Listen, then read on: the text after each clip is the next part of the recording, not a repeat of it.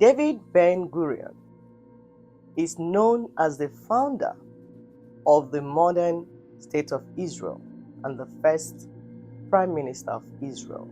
He was not only part of the Zionist movement, rather he was one of its most prominent leaders. He gave his all and devoted his entire life to Zionism and its goal of establishing a Jewish homeland for the Jewish people scattered all over the world before 1948. The modern political Zionism movement officially began in 1897 when they held the first Zionist Congress in Switzerland and established what we know today as the World Zionist Organization. They argued and pushed for an independent, legally recognized homeland for the Jewish people. Let's give us a background history of what happened before this. So, in response to pogroms and rising anti-Semitism all over the world, some Jewish people, especially the Eastern European Jews, described themselves as Zion lovers or lovers of Zion. They began to establish agricultural settlements in ancient Hebrew homeland where their ancestors were dislodged from. Remember that the ancient Hebrew land got colonized and eventually renamed as Palestine by British Arab colonial forces, just like what has happened to some people, some indigenous peoples today in the world. So it's not today that colonialism started. Even in the time of Jesus Christ in the Bible, Jerusalem was colonized by Rome. So colonialism did not start today. But in today's show, we're going to see what other people did to free themselves from colonialism and what they did to get self-determination and move forward or give their people a befitting homeland. We have the unfinished business of decolonizing economic structures. Yes, we have our own territory and our flag and our national anthem and football teams and all of that, but that's one particular aspect of sovereignty. But if you don't have food sovereignty, if you don't have energy sovereignty, if you don't have technological sovereignty, then you don't really have full independence. And it just occurred to me a couple of years ago, we were having this conversation with some colleagues, and I thought about my own education, my own experience living in Tunisia. And I thought, if we didn't really have a national Independence Day that was a public holiday, that was celebrated, I wouldn't have known from my education that we were colonized. And I wouldn't have known from my education as an economist that those economic structures that were designed during colonial times were still persistent to this day. And that is a problem across the global south, across Africa in particular, that our own education doesn't really equip us with the skills, with the tools to help us decolonize our economic structures. And you see it in the form of this external debt, for example, that we have.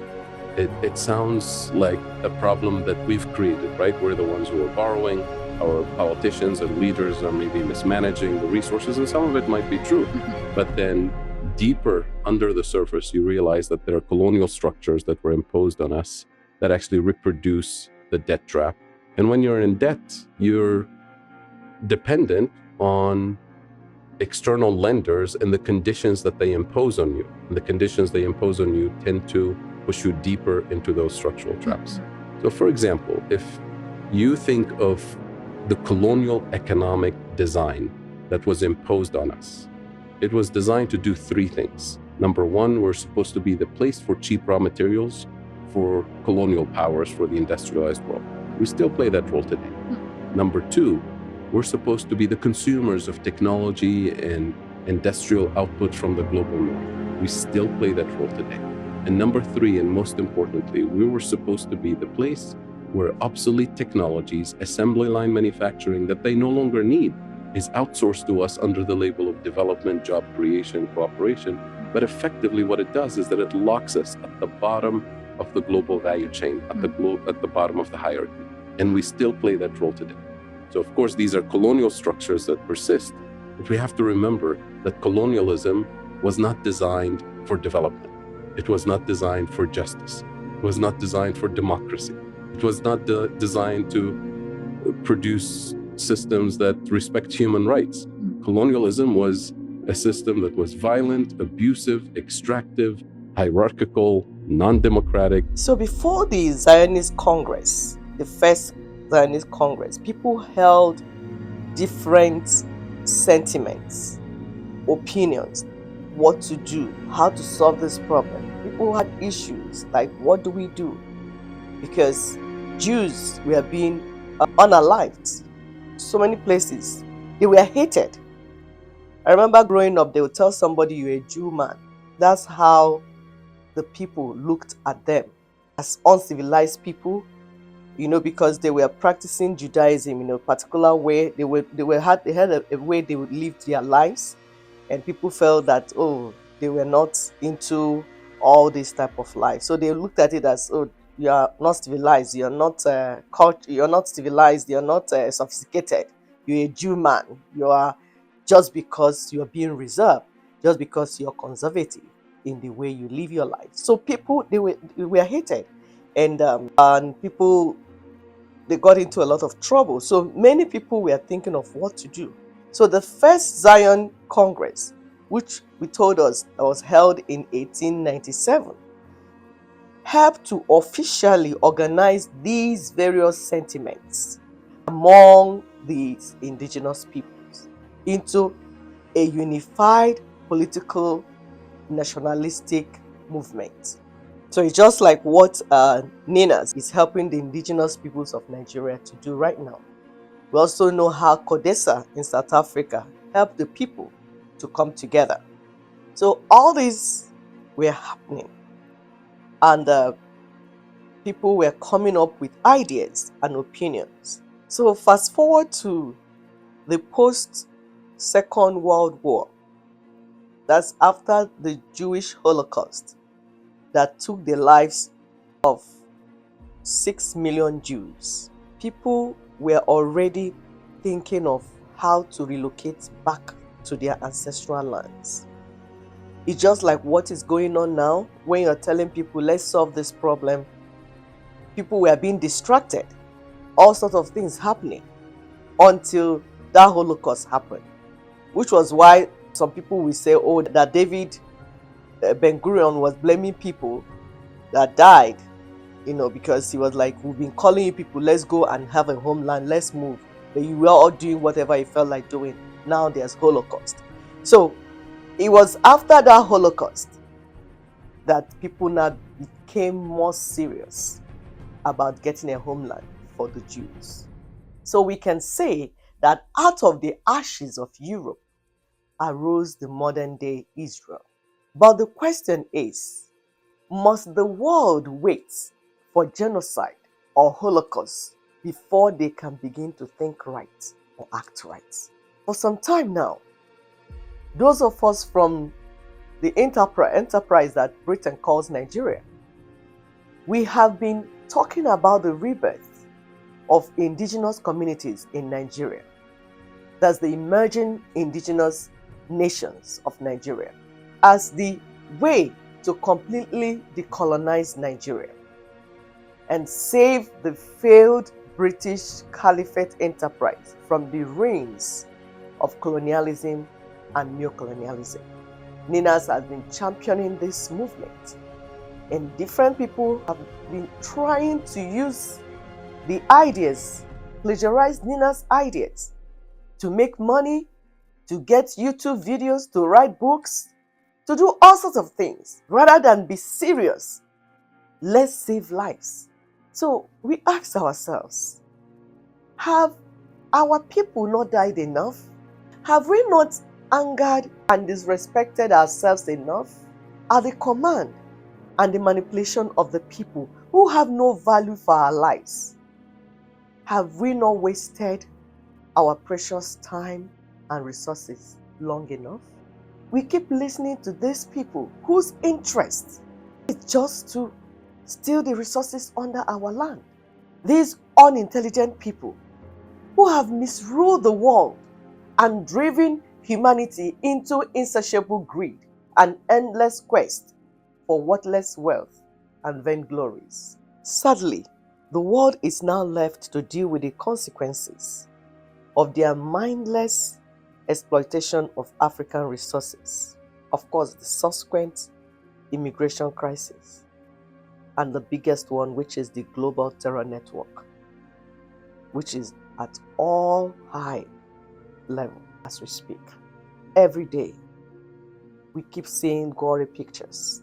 We keep hearing things. People's head taken out of their shoulders. People keep sharing these things on social media. Meanwhile, there is a solution on the table. Why do we keep doing this to ourselves? Why? How long will we allow this to continue? When are we going to learn, or at least begin to learn from the history of other people, especially those that have gone through what we are currently going through? Why can't we learn from them? If it is war and conquest, the Jews went through it. If we're talking about colonialism or displacement from their ancestral homelands, they went through it. For over 2,000 years, they were dislodged from their ancestral lands. It looked impossible. But one man said, you know what? I'm going to make this thing my personal assignment. History has it that he didn't even know that his wife was the one in charge of home, because he sold out to the movement. It was the wife that was managing the home while he faced this mission. He did nothing else apart from this mission. At the time, he wrote his father and said, you know what? You see this land? I'm going to be here until we get this land. I'm not even living here. At the time, malaria almost killed him. They were telling him, you need to live there. He said, no, here. We die here. So from this man, David Ben-Gurion, the world has now learned that a people could be dislodged for thousands of years, and then one day they could come back to their land and take back their land. There's nothing they did not suffer. If it's sabotage, they suffered it. Ridicule and mockery by naysayers, the people I call the Sambalat and Tobiah people, for those that read Bible, they went through it. Are we talking of bioterrorism? They suffered it. Of course, we can see what is happening in Congo. New outbreak of Ebola after they signed certain papers. Like we have said on this platform, those that are working to free themselves from colonialism cannot afford to be naive. If you're part of this project or part of any project where you are trying to make sure that your people have the type of life they deserve, you cannot afford to be naive. You cannot trust anyone. Anything can happen, and anything can be used against you and your people. You have to be extra vigilant. The youngest UN Secretary General in history was killed for trying to free Africa. It's 1953 New York City. A brilliant Swedish diplomat becomes the world's top peacekeeper at just 47 years old. Dag Hammarskjöld transforms the United Nations from a talking club into a force for justice. He mediates the Suez Crisis, champions decolonization, and stands with newly independent nations against Western exploitation. His biggest fight comes in the Congo, where Belgian mining companies and Western corporations want to keep extracting wealth from African soil. For months, he blocks their schemes, but powerful interests are watching, and a secret plan takes shape. On September 18, 1961, he boards a plane to negotiate peace in the Congo crisis. His mission could end Western control over African resources forever. The aircraft flies through the night toward northern Rhodesia. Radio contact cuts out over the jungle. At dawn, searchers find twisted metal and no survivors. The crash scene raises immediate questions that investigators can never answer. The peacekeeper who tried to free Africa from neo-colonialism was Dag Hammarskjöld. Like we keep saying, we are looking at the people of Israel to see how they got what they got. At a time, they were even using the Palestinian passports as their travel documents. They didn't mind. They knew what they were chasing. They had to go from known to unknown. Some relocated there, they didn't even have a house. They put tents. Farm settlements, they went through a lot. Some went ahead of others to that land. But apart from all that, even using Palestinian passports, it did not stop them from having their own indigenous self-determination blueprints or plan, if you may. They had a plan, a concrete plan, step by step, what they would do as they were making use of whatever that was available. Some were living in America, some in Europe, different places, Russia, but they had a plan. And that plan had both covert and overt activities going on. They had circles of knowledge and dissemination of information. Certain information were the level of, like, if you look at when Jesus Christ did his own ministry on earth, he had circle of 500, 72, 4, 2, 1. Certain critical information was kept as top secret. Silent operations. They did all this. Sometimes some actions were taken against popular sentiments and popular opinions just to move the struggle forward. No one was indispensable, and the struggle was not anyone's private business or personal business. Superior ideas guided the movement, not people with empty brains or hollow opinions. People that just want to make themselves Messiah. It wasn't about that. It was about ideas, superior ideas, not about people trying to enthrone themselves and make themselves very famous or make money or do people. No. Ideas rule. Ideas guided their movement. If you do this, what will be the outcome? If it's not like this, it is like that. Go and study all the wars they went through. Are we talking about the 6-Day War that we watched the movies growing up? You could see a people that were focused. They made up their minds on what they wanted and they kept walking towards it until they got what they wanted. Today, people are traveling to Israel, taking pictures. Somebody sacrificed for that. People worked hard, both men and women. Their diaspora population was very disciplined and focused. They were not busy doing yam festivals or eating new yam and celebrating Igbo Day in Germany while their homeland was on fire. No, you wouldn't see them do that. Even after the establishment of the State of Israel, boys and girls are still being trained together in warfare and defense of their homeland. Their girls are as deadly as their boys. I've been there a couple of times. The girls carry all this thing, the chakabula. They carry them like handbags, just strolling on the streets. Girls. And you know, Israeli girls or ladies, foreigners do not easily find them to marry. And that's how it was in those days for the indigenous peoples of Igbo land. But today, what do we have? In a place that we say that is burning down, what the women are doing is BBL. Fake hair, fake eyelashes, fake nose, fake breast. Everything fake. Are we blaming them?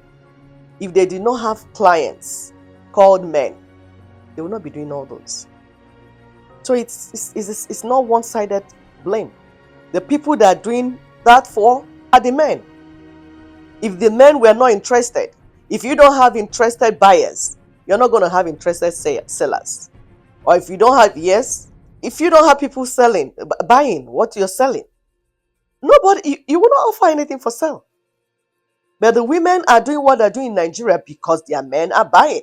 If the men will stop buying, the women will stop selling. It's just simple. So we blame everyone, male and female. We are not doing what we're supposed to do, and our people are perishing. So Israeli women were part and parcel of the struggle. Israel is one of the few countries that have had a female prime minister, Golda Meir. She was prime minister 1969 to 1974. She worked closely with David Ben-Gurion and played very specific role in their movements. So you cannot be in this type of battle and you use 1/4 of your population. Everyone has to be part of it.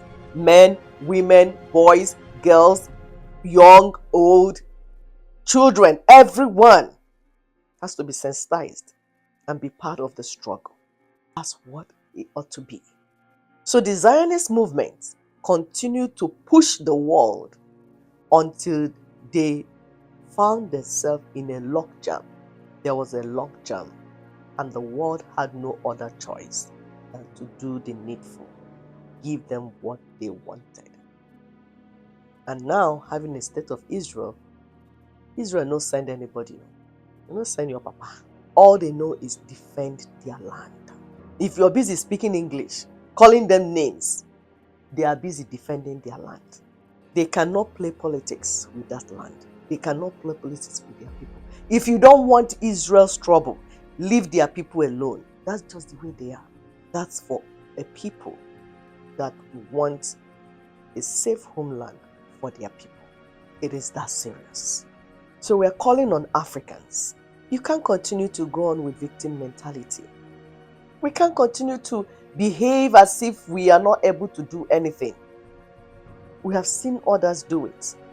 China, India, they've done it. We can do it.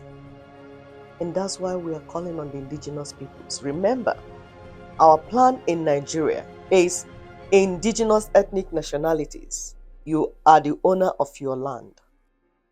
Come together. Organize yourselves. Because Ninas is guiding us on what to do.